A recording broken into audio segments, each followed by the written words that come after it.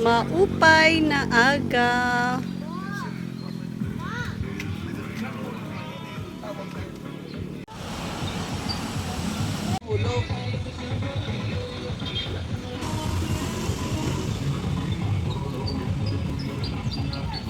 Time check, 5:17 in the morning. Damo na tawo nga di. Adi man, natuod ka. Ayan. Damo na tawo nga di. Di man, oh. Ano? May nagsusumbang ato? Maupay, baya basta didit flood control, oh. Wow! Adi didit iba pa. Damo gihapit nag-walking. Kaupay dagat. Relax na relax, oh. Ray Alon. Kapit sa ganyan pag walking. Diri mapaso. Hagkutay. It oras 5:26 hanaga.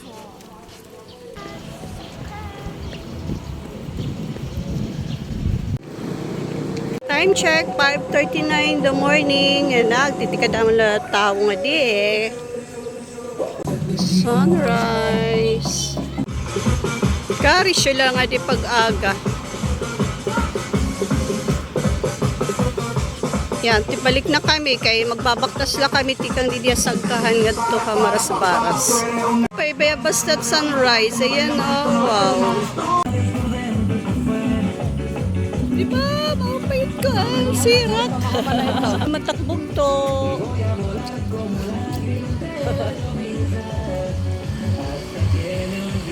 Kinal, tara na, panguli na kita.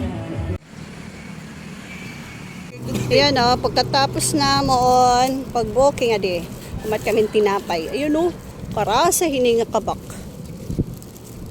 Ayan. Time check, 6:04. Ini, ano may nga lugar? Di uli na kami. Parakta sa Lady Damon. Siyempre, mga taga din maaramin hirap kung ano ini nga lugar, di ba? Mamingaw la. Imagine ninyo, no? Yung time na Yolanda ay grabe din nga lugar. Waray ko din nila din yung mga balayhan pagkatapos lahan pag-agi ito nga Yolanda typhoon. So, tingnan niyo yan, kalay sa Diyos, bawang kaagad ang Tacloban. May pedicab pa nga di. Pero karugan ako talaga didit mga e-bike. Talagsan nalat mga pedicab. Kahit at mga kaupod. Gugutom na kami. Maagyani kami nga di. Maagila. Diri masakob.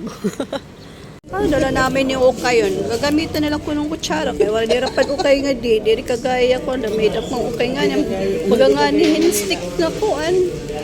Ini, gagamitan nato ng kutsara para maukay hiya. Paano kung kapilat at kukuha nun ini?